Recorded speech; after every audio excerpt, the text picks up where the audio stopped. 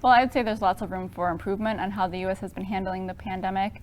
I think the biggest thing is just consistency. Right now we have an approach that's state-based, and really we need a more national approach so that things are consistent and people really understand what the best way to move forward is and what the best recommendations are on how to keep themselves safe.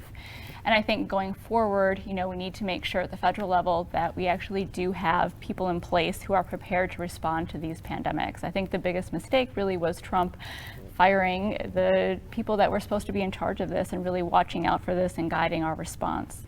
I think if you separate it into kind of defense and offense, everything we've done to slow the spread of the virus, it's obviously been a mixed bag. It's varied state to state. And I think it's fair to say that at least in February, after we appropriately bought time by shutting down travel to China, the FDA and the CDC really didn't take advantage of that month to get testing where it needed to be. We now know that there was a big debacle at a single point of failure in Georgia at the CDC's lab. And so that should be a learning point for our country. And I think it's a reminder that there are very real risks to doing things like concentrating our stockpiles in one area or giving the federal government total control as opposed to distributing it among the states, not giving states testing capacity to prepare for a pandemic, and also outsourcing the manufacturing of basic drugs and medical devices to countries that are often hostile to us, like China. And what we saw in that defensive stage is that we had Chinese Communist Party officials threatening to cut off the export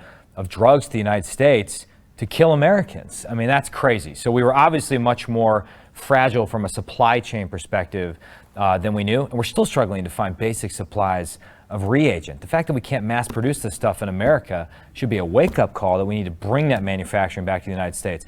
On offense, I'm much more optimistic. Besides the UK, we've probably been the best in the world in terms of treatments that we've developed here domestically, and we probably have some of the most promising vaccines out there right now. But it's too early to tell. If we can, get a successful vaccine, rapidly distribute it, not only to the United States, but all around the world, I think that offensive game will go a long way to mitigating the fallout from the defensive game.